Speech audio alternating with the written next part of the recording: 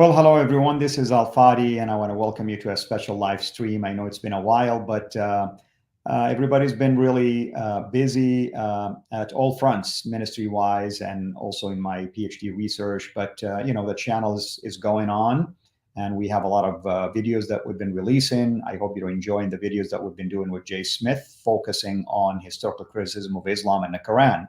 But today, of course, is a very special one because I've had my dear brother Joel Richardson many times in the past, but lately he and I have been meeting to just assess what's going on geopolitically and from a biblical and prophetic standpoint. I mean, if you want really an assessment from a prophecy standpoint, in my humble view, Joel is the guy to go to. That's why he has his website called Joel Trumpet.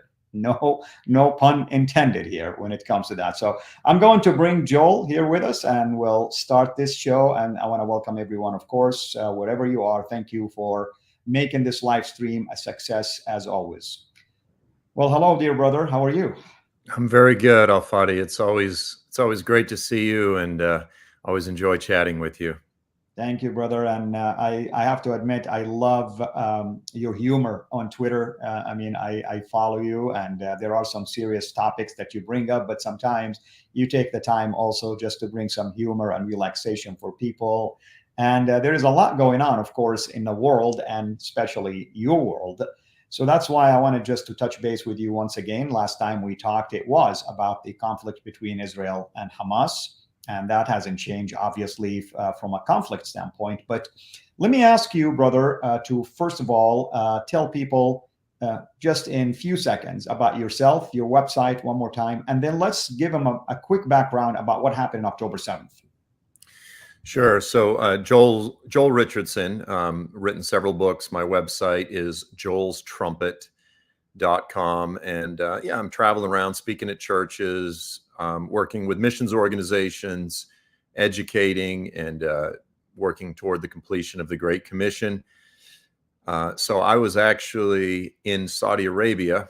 I lead tours to Saudi Arabia up to the Tabuk province, where we sort of do some exploring and check out what I believe to be the real Mount Sinai there, Jebel Luz, up there in the northwest. And I was actually in northwest Saudi Arabia. I was actually right in a town called Hakal, which is right on the border of Jordan, just close to the border of Israel, on October last year when that happened, when the massacre happened. And so I was trying to lead a tour, and, just my phone blew up with videos from Hamas and so forth. Obviously an incredibly emotional time. This past year, I was actually back in Saudi in April. We crossed over through Jordan into Israel, and I was able to visit the memorial site where the massacre took place, and went to some of the different locations there to really see it all firsthand. And it's been a very, very painful year globally for the Jewish community, for Israelis in particular. But I think for the praying church that's paying attention to the prophetic scriptures, that understands the relevance of what's unfolding, to see some of the ideas that are sweeping into the church sort of through the political chute, if you will, the intermixing of politics and religion, and to see, quite frankly, the explosion of anti-Semitism, both on the left. Obviously, we've seen the protests all over the world the past year, but we're also seeing a lot of the very same racist, anti-Semitic, Jew-hating conspiracy theories and different ideas. We're seeing it on the left. We're actually seeing it on the right as well. And even many of those ideas are being parroted in the church. So it's a very painful, difficult time, as I said. Absolutely, and I think I know which one you're referring to today. I did see basically a Twitter or an X, post by you about somebody that really that was the last person I would have expected to behave or act in this way. So, Joe, let's bring it to the maybe 10,000 feet level. Why is it? Of course, I mean, I know the answer to that from my own background as a former Muslim, but I'm just asking you, as someone who invested time learning about Islam, dealing with Muslims, and also knowing about the Jews and doing these historical trips and visits and all that kind of stuff. Why is it that when Palestinian people are suffering, I mean, all people are up in arms, but yet when the Jewish people, now, granted, we're not talking the leadership of Israel or the leadership of Hamas, we're talking just at the human level. But when the Jewish people also suffer, like in October 7th, for instance, and hostages have been taken, some were raped, some were killed, media ignores it, people ignore it, no one talks about it as if it doesn't even exist. Yeah, why the discrepancy? Why the hypocrisy? Yeah, exactly. Double standard. You know, it's interesting. A few years ago, my daughter was a junior in high school, and I have a transracial family. She asked me, she said, you know, Dad, why is it that all of my white friends in high school, they say, you know, racism is horrible, it's bad. And she said, and all my black friends say the same thing, racism is horrible, but they all make fun of Jews. Like, why is it okay to be racist toward Jews? Why is racism acceptable in this one circumstance, in this one occasion? And that's a difficult question to answer, because the reality is it's not rational. It's actually demonic, Al-Fadi. It's spiritual. And the Bible lays this out very clearly when we carefully look at the warnings of the biblical prophets as they describe the sort of ideological landscape of the earth in the last days. It's one in which there would be an irrational controversy, a demonic hatred of the Jewish people that would infect large segments of the world. Ezekiel 35, verse 5, it talks about the people of Edom being possessed with something that it refers to as an everlasting or an ancient or perpetual hatred or enmity toward the Jewish people. And you go, okay, you know, you've got references in Ezekiel, you've got references in Isaiah 34 that talk about the controversy of Zion. It talks about the Lord actually coming back to address this controversy over Zion that's gripped the earth. And of course, the word Zion today, it's one of the most controversial words, if not probably the single most sort of hot button word that you could use in the Middle East. And you go, okay, you know, the weathermen, Al-Fadi, they can barely predict the weather a few days out. How is it that the biblical prophets 3,000 years ago, 2,500 years ago, 3,500 years ago, accurately predicted with specificity many of the geopolitical and ideological realities that we see in the news every day this week? You know, that's not a coincidence. And so as painful, as horrible, you know, as it is to see all of these things rising, it's also actually very validating as a Bible believer, because you look and you go, no, the biblical prophets predicted this with precision. Now, I didn't really answer your question with regard to the discrepancy, the double standard with regard to the Palestinian people or the Arabs living in the Palestinian territories. You know, I always like to point out the story of David and Goliath in the Bible.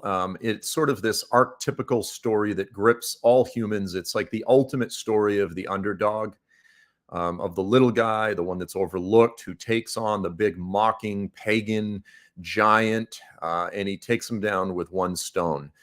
There is not a single human who reads that story, unless they're an absolute psychopath, who identifies with and roots for Goliath. You know, they don't go, man, I really wish Goliath beat that little punk. Everyone identifies with the underdog.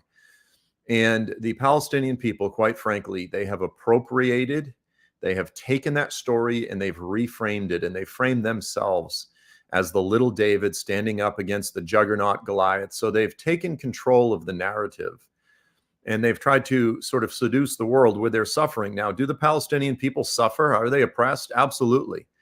What is the primary reason for their oppression? Is it that their Israeli neighbors simply don't want peace, want them to suffer?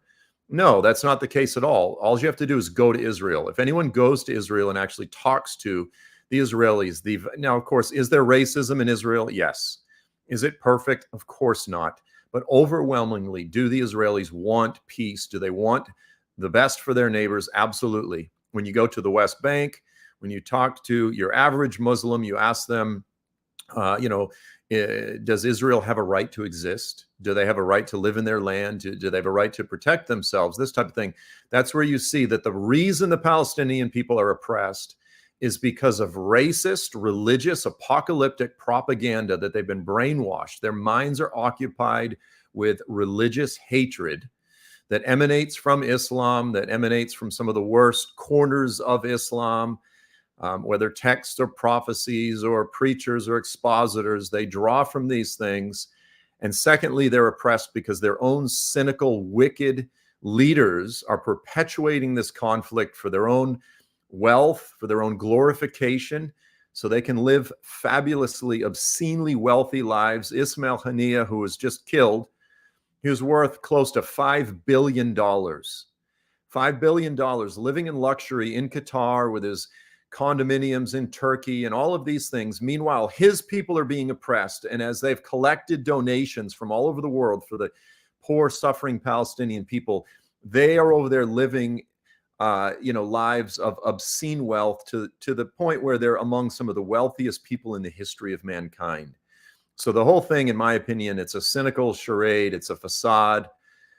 And the people in the West are ignorant. Our kids are educated on TikTok, and they're just not aware of the reality on the ground. So yes, there's a demonic reality behind all of this. There's just a sort of a reality in terms of propaganda, the game that's being played, and all of that combined with the ignorance, unfortunately, of the population. And it's kind of a perfect storm right now. It's a perfect demonic storm, but by the same token, as I said, it's fulfilling biblical prophecy. That is absolutely true, brother, and I concur with you. And let me share just about my upbringing. I remember year in and year out, growing up in Saudi, going to school, we donate to the PLO, okay? Donating all the time. Now, I'm saying about my school, I'm sure it was going on almost probably year round, everywhere. That's why I was so disturbed when Yasser Arafat died, that he was so wealthy with such a large sum in a Swiss account. How in the world can someone who claims to be the fighter, for his people end up being in such wealth when I know for myself, a lot of Palestinian people are suffering. They're scattered everywhere. They're people, they're human, made in the image of God like the rest of us. And like you said, it's the suffering today that the Palestinians are going through has nothing to do with the Israeli government day in and day out. It has to do with their own people. I mean, just read reports how Sinwar keeps saying there are, basically collaterals, and our people dying is okay, for that to happen because of the cause. In other words, he's saying, I don't care for my people, let them die. We can replace them later. For now, there is a cause and I'm fighting for the cause. And what is this cause? I mean, he's bunkering down like a rat he is in a hole, basically, and yet he's running the show, technically speaking. Yeah. There's a thing that happens, and I'll say this cautiously because I am, obviously a devout Bible believer. I'm a conservative. I believe in the inerrancy of Scripture. But there's something that happens to someone once they say, well, like my religion or my book teaches me to do things that are clearly evil, that are inhuman. And they go, well, that doesn't make sense, emotionally, spiritually, it doesn't make sense, but God said it, therefore I'm going to do it anyway. And this is the thing with Islam, and again, these more, radicals, fundamentalists, is anyone knows that carrying out a genocide is evil. Anyone knows that hatred is evil, but they justify it because they truly believe that these are divine commandments, these are divine prophecies, and these sort of things. I have to mention this because you brought up Arafat. I have close friends that were not simply higher ups in Israeli intelligence, but actual leaders in the Israeli intelligence community. And they said, oh yeah, they said, we've got, he actually said he's heard the recordings of Yasser Arafat, having gay sex with his bodyguards. They go, oh yeah, we always knew that he was openly gay. And interestingly, Ismail Haniyeh, the champion of Hamas, that was just killed in Tehran, he died in his room. It was actually a device that was planted in the bed itself. And he died after the lights were out. This hasn't been talked about a lot in the news, but the other person that died was his bodyguard. So you go, why was his male bodyguard alone with him in his room at night after the lights were out? This is something that, we talk about a facade. We talk about a cynical game. These guys pretend to be devout, God-fearing Muslims, and they're all a bunch of charlatans. They're fakers. They're stealing money from the Palestinian people. They're not living like Muslims. Even according to, Islamic standards. And this is, the people are being played. The people themselves, the Palestinian people that are being killed in this war, they're puppets, they're pawns in this cynical game. And so there's a lot of moving parts. Obviously, there's a lot of guilty parties, but we need to be realistic here and recognize that if the Palestinian people are ever going to live lives of liberty, they need to throw off these leaders, and they need to actually find a way to make peace with their Jewish neighbors, because their Jewish neighbors, for the most part, are overwhelmingly ready to make peace with them. And their lives and their children's lives could be much better if they cast aside the demonic, apocalyptic prophecies of Islam and a lot of their cynical leaders. That's true. And if you can touch on one of such prophecies so people can track with you, like the hadith, the famous hadith by Muhammad about the Jews. Of course. As part of the very charter of Hamas, you've got, it states outright, it says, the Islamic resistance movement, Hamas, exists to fulfill this particular prophecy. And they quote a prophecy from Muhammad, the hadith of the Garkard tree, as it's called. It says, the day of judgment will not come until the Muslims fight against the Jews and kill them, until there are only a few Jews left hiding themselves behind a tree or a rock. And then the tree of the rock will cry out and say, "Oh, Abdullah, servant of God, there is a Jew behind me, come and kill him." And, when I was there at the Nova Festival grounds, sort of as a man, I was looking around thinking, where would I have run if I was here at this festival? Where would I have fled?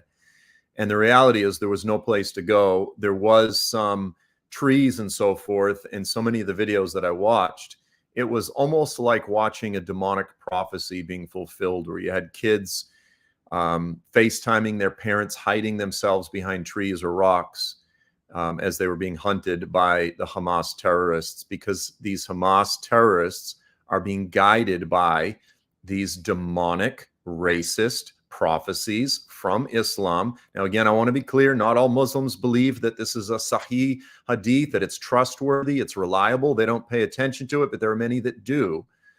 And until we recognize that these things are demonic, they're from the pit of hell, this conflict will continue. So now we're still in a geopolitical level. At some point, we're going to get into the biblical realm. You have a major player now, and I grew up as Sunni, Salafi, if you wish. Sure, there was hatred towards the Jews. I'm not going to deny it. It's embedded in every corner of our teachings and so on and so forth. But other than the 6-Day War, and even in 1947-48, meaning the Arab League trying to fight with Israel, I wasn't aware of any particular push from the Sunni sides towards Israel and in terms of a war. But you're having now a Shia player, that's Iran, that has its tentacles everywhere. How did we get here, brother? Yeah, it's a great question. So, obviously we had both Egypt and Jordan back in the, I guess Egypt came first, and then Jordan in the, mid and early 90s entered into these treaty with Israel, as neighbors. But over the past, 20, 30 plus years, really since 79, the Islamic Revolution, Iran has been slowly, carefully extending its spidery fingers throughout the Middle East, and they largely engage through using proxies, through using junkyard dogs, whether it be Hezbollah or Hamas or Bashar Assad. They have all of their puppets. They have all of their proxies. They give them money. They give them support. They give them weapons. They give them logistical support, this type of thing. And so Iran's fingers have slowly been wrapping themselves around Israel. Well, it's not just Israel. It's also the Kingdom of Saudi Arabia. It's, the various Gulf Arab nations. And so a lot of these nations have been waking up in recent years and realizing, something, we've been complaining about Israel for all these years, but the reality is a far greater legitimate existential threat right now is Iran. Again, for those who are watching, this is sort of, basic stuff, but the Islamic world is divided between Sunni and Shia, and the Shia make up roughly 12 to 15%. Iran is the Shia stronghold.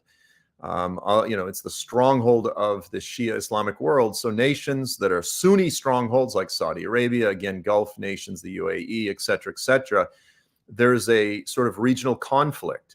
Who's going to be the alpha dog? Who's going to be the top dog leader? And they're all guided by their own sort of Islamic prophecies. So the Shia believe that when the Mahdi comes, when their sort of primary Islamic reviver comes, that he's going to cause all the Sunnis to become Shia.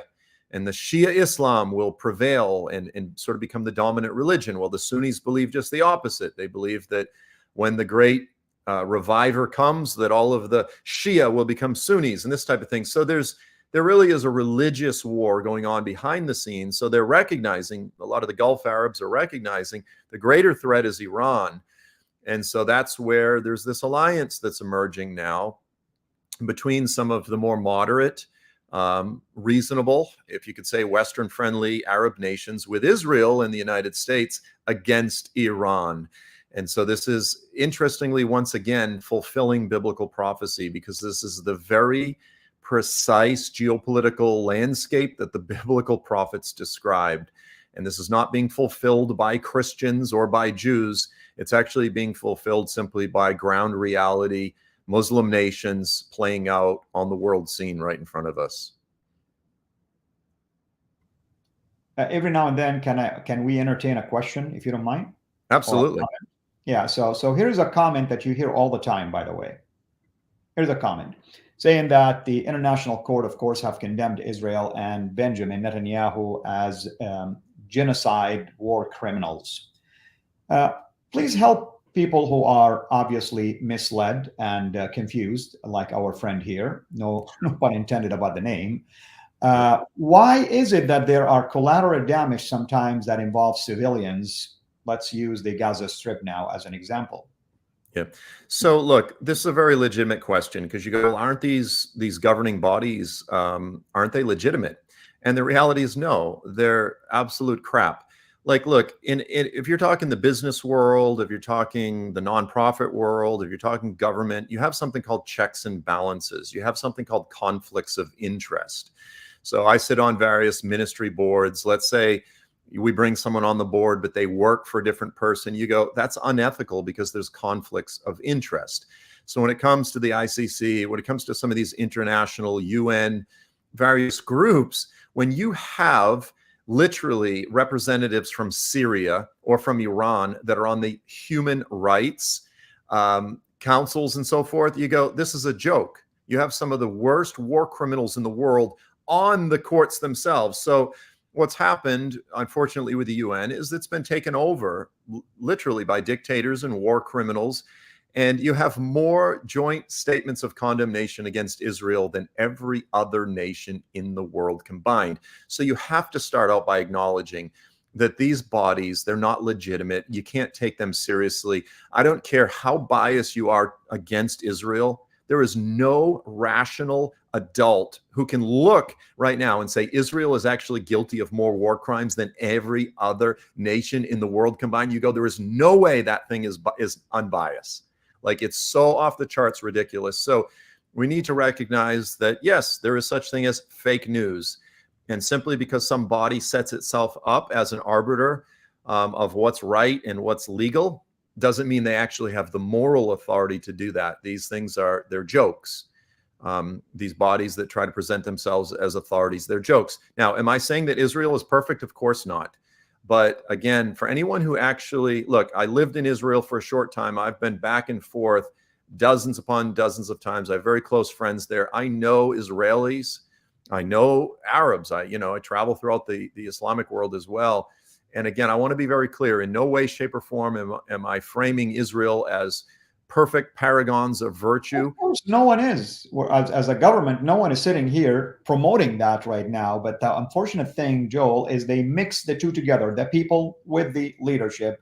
And the other part is, what would you do when you have the headquarters for Hamas in a hospital? Please help me understand that now. Right. Look, it's the easiest thing in the world to be a critic and say, like, Israel, you're not doing it right. And you go, okay, so tell us what doing it right would be. And doing it right for the critics of Israel usually amounts to roll over and die. Just roll over and die. Just let them kill you. Stop defending yourselves. Stop trying to protect your families. Stop trying to live. Go back to Europe. Go back to Europe. They say, go back to the Middle East. Like, there is nothing that Israel can do that will make their critics happy. And so the bottom line is, Israel goes, look, we've tried to trust the world, but every time we do, they try to kill us. And the bottom line is, never again. We're not going to trust these people. They're unreliable. And we're going to defend ourselves. And the reality is, Israel has every right to defend themselves. So look, I consider myself a Zionist. And here's what's interesting is the Quran itself actually says that Allah gave the people of Israel the land of Israel. Like, the Quran itself actually says that, because it's piggybacking off of the Bible, the Abrahamic covenant. God clearly gave the children of Abraham, Isaac, and Jacob, the children of Israel, that land. Okay, so you start out there, you go, God gave them that land. Muslims, Christians, and Jews, we all agree on that. So now the question is, do they have a right to protect themselves when they're attacked? And the answer is, every single nation in the world has a right to defend themselves when their families are attacked, when their people are attacked. So let's just give Israel that simple baseline right. They have a right not to die. They have a right to protect their children. And then say, okay, we're all Zionists. Unless you're a racist and think Israel deserves to die, then you're going to reject Zionism. Now, there's other forms of Zionism, I want to be clear. But if you just start with basic Zionism, then I think every human should be a Zionist. Yeah. And of course, here is our friend's response, which is a typical, keyboard activist, There we go. You and I now are promoting genocide. Right. So he was being asked, by the way, in the chat by many, is he going to condemn the teaching of the Quran and the Hadith that is open-ended, actually, brother? It's prescriptive. It's not descriptive of a one-time thing. Of course, he ignores that topic because he can't really. He doesn't dare to, of course, criticize the Quran or the Hadith. Right. And since it's live, like, let me just to point out what absolute idiocy this is. You guys are promoting genocide. No, Israel is fighting a war just like any other war. They were attacked. Right? They're fighting a war. In war, people die. There's collateral damage. So here's just to demonstrate the idiocy. Okay, sir, let's say we accept your criticism. What would the right thing for Israel? What would the right thing to do? What would be the right thing to do?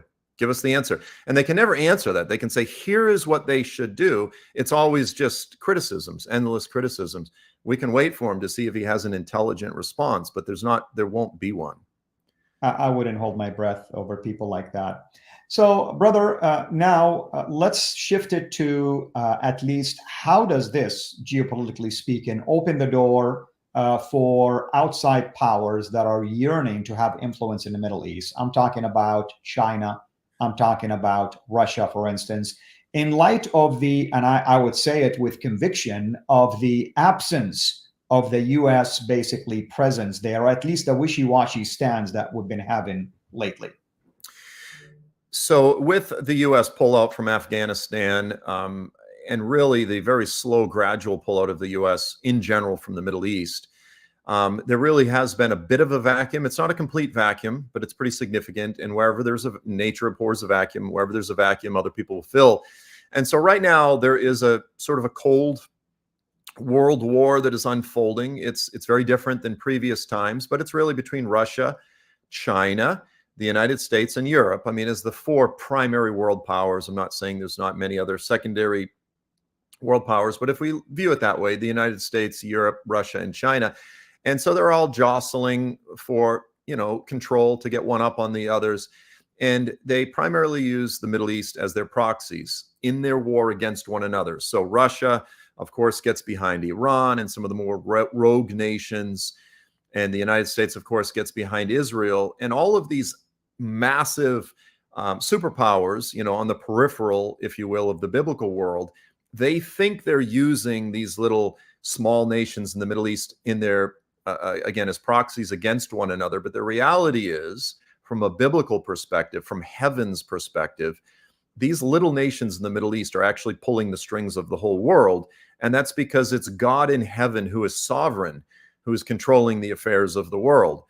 And so, you have this reference in Ezekiel 38:39, where the Lord says, I will put a hook in Gog's jaw and draw him to the Middle East. And that's kind of what's happening right now, in that the Lord he is the great, sovereign puppet master, if you will. He's the one that's causing Russia to react and China to do this. And ultimately, that controversy of Zion that I referenced earlier, like a tropical storm off the coast of Florida, it starts off as a tropical storm. A few days later, it's a massive threat. Next thing you know, it's engulfing the entire, east coast of the United States, this sort of thing. The controversy of Zion, according to the Bible, will eventually, like a massive magnet, it will pull the entire earth into its orbit. And the eyes of the entire world, the attention of the entire world will be on Jerusalem, on Zion. And this is by the design of the Lord. You can see it unfolding right now. And as we approach the return of Jesus, it's only going to increase. Amen, my brother. Amen. So with that in mind, and by the way, thank you for making that comment about God is in control. I loved one of your, I call them tweets, of course, on X, where you said that people think the Middle East is controlling the, geopolitical activities, when in fact God is using countries in the Middle East to control all of that, to fulfill his promises. So with that in mind, let's dive into the biblical now. What are you sensing, brother? I mean, I know I'm not asking you to have a crystal ball and tell me what's going to happen, but there are signs. God is not hiding things from us. What are you sensing? What are you seeing? I mean, I have to tell you, for once, it was an eye-opener for me to begin to see that anti-Semitic movements are making their waves all the way to the West, where I am thinking these are young generation, college age, that will become leaders down the road. If this is how they feel, you can only imagine their feelings when they are in power towards Israel and the Jews. Yeah, I'm an old school kind of Ronald Reagan conservative, libertarian, and or even the old school 1980s, 1990s liberals. They were very much libertarian in that they said, hey, you believe what you believe, I believe what I believe, let's all coexist, this type of thing. But the younger generation, they don't realize, they go, I'm a leftist, I'm communist. You're a dictator. Like, they literally want to enforce their beliefs on other people and jail, silence, or even kill people if they disagree with them. It's really the young generation today, the leftism of the emerging Gen Z. It's nothing like the leftism of when we were younger, unfortunately. Biblically speaking, it's obvious that Israel is right on the cusp of a major regional war with Hezbollah, with Iran. In all likelihood, what's going to happen is, in the aftermath of this, I don't know exactly what it's going to look like, how severe the damage will be, but the world will rally. There'll be a far greater push for a regional security agreement where Israel gives up concessions, in order that the Palestinian people can have a reasonable existence. And those concessions will involve a regional security agreement, in all likelihood with Saudi Arabia. I'm sure Turkey will try to insert itself into the equation. It may very well include some type of coalition of Muslim military on the ground in Israel. That's possible, to guarantee stability in Gaza and this type of thing. These are things that are going to have to be worked out. And I would suspect, or let me just put it this way, it's quite possible that in the midst of these negotiations that we'll actually see the fulfillment of a regional peace agreement that the Bible places so much emphasis on, in terms of marking off the final 7 years before the return of Jesus. I'm not saying that's any day now, but it's actually very possible that we could see that in the near future. So that's definitely something to watch. That's an interesting observation for sure. And I'm like you. I do believe that there is going to be some form of an Arab Islamic countries involved in the security. And trust me, they're going to see firsthand for themselves what the the Jewish neighbors were dealing with if they don't put things under control. I am in favor, of course, eliminating these radicals because the Palestinian people are suffering for sure. And they've been suffering, I would argue, for decades now, because now I'm seeing the results of my donations when I was a Muslim. And I'm not seeing it going to the right people. I'm seeing it going to people who are promoting actually hatred, wars, genocide against their own people. And yet they're looking to, the world is looking up to them as if they're the heroes and everybody else is not. So, brother, where do you see things moving forward from here, beside what you just mentioned, at least at the levels of Iran, China, Russia, other players? I mean, are you sensing anything? I sensing versus, educated guesses are two different things. The reality is I have no idea which way the American elections are going to go. And that very much will actually determine how I would answer where are things going to go.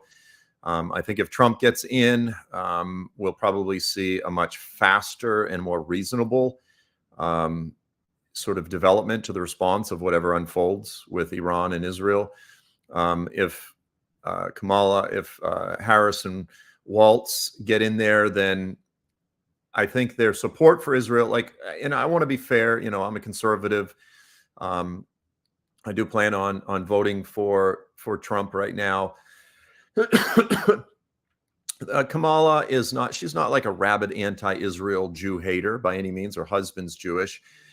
She's going to be a little bit more like, the old school Democrats, like I think Joe Biden was. But there is such a strong wave of Jew haters in the Democrat Party that they're feeling tremendous pressure as Americans to no longer support Israel to the degree that we have in the past. And so I would say that alliance that has been pretty firm for, decades now is it's much more tenuous. If Harris wins the presidency, Israel is in a much worse position, and obviously the United States is going to be viewed as far weaker around the world.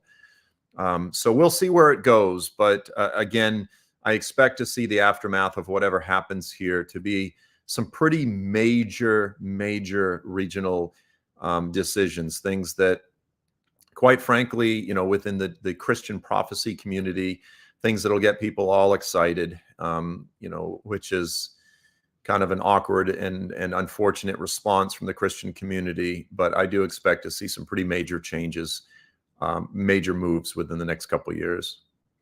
I would agree to all of what you just said, brother. And again, I want to be careful here.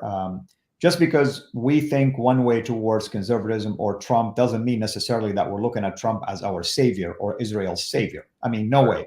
But you have limited choices now. I mean, that's what Joel is saying. You have two choices, and you're going to have to decide for yourself. What do you think? Who do you think might bring about at least some sanity to the region? Again, God is in control. I mean, God can use both Trump or Harris, Vice President Harris, to bring about the fulfillment of any prophecies he chose. He doesn't need me to advise him. He doesn't need Joel to advise him. But sometimes God gives us also the capacity to reason and to think through what is it that we're dealing with. And you're absolutely correct. While I agree with you, President Biden is not wacko in terms of his views against Israel, but it's the pressure he is getting from within the party that is causing him to do this. Who knows? Maybe tomorrow the Conservative Party will become like this. I mean, you showed already today in your in that tweet about one such conservative voice how this infestation is already making its way through conservatism. So you never know. Yeah, you never know. From a political standpoint, it's very hard, obviously, to tell. We trust in the Lord. He is still in control. Be still and know that I am God, as the scripture tells us. So, brother, before we close, what are you working on these days? Anything you want people to be aware of? I mean, I've seen you working on some amazing wood pieces, bro. I mean, I'm dying to buy one. Yeah. So, look, I've gone through a few, ministry scandals this year, and my heart's been broken. And so a big part of me, I've been sort of working toward starting a little wood carving business I think a lot of ministers, what they do is they work bivocationally. You know, they have a tent making secular job, and then they have their ministry job. And the idea is once they finally are able to be successful, then they quit their secular job and just do full-time ministry.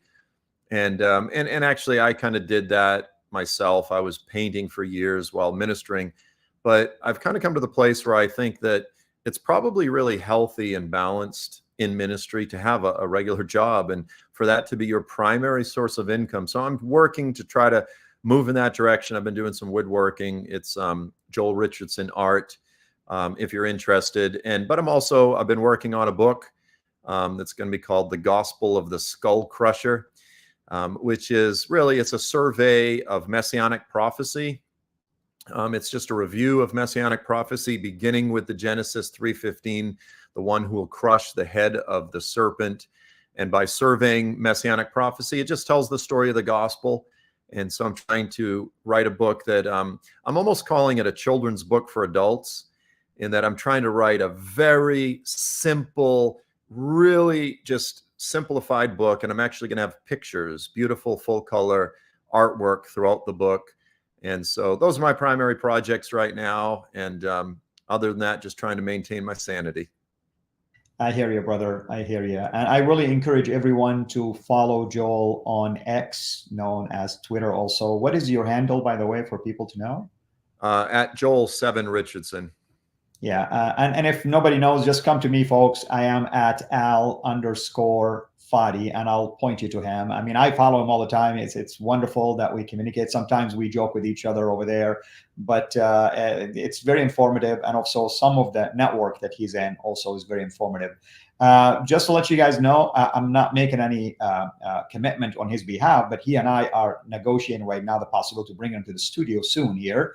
And hopefully we will talk about, your book maybe and other relevant topics. In the past, by the way, I've done a lot of wonderful work with him in studio. Like, for instance, let's call it our own studio documentary concerning the location or the possible location of Mount Sinai in Saudi, which Joel, by the way, does these kind of tours to that alternate location of Mount Sinai in the northwestern region of Saudi Arabia. If you guys want to know more about that, where did he go to? Joel Trumpet? Is that where you find information? joelstrumpet.com. Very good. Very good. We'll make sure we'll put that in also in the description. Thank you, brother. We'll discuss soon, right after the show, about this possibility of the studio thing. And thank you, everyone, for joining us. Please make sure you share videos like this within your own network. And I promise you that we will be doing more of this. I saw Saint Murad in here. Saint Murad, if you can hear me, I was waiting to hear from you about setting a date now, but I apologize if we missed something because I was expecting something this week. So I'm hoping that you and I can do something soon about your work that you're doing concerning the mistranslations of the Quran here and also via Zoom in our studios as well. So thank you again, everyone. Thank you, brother. I appreciate you. And this is Al Fadi over and out. Take care, guys.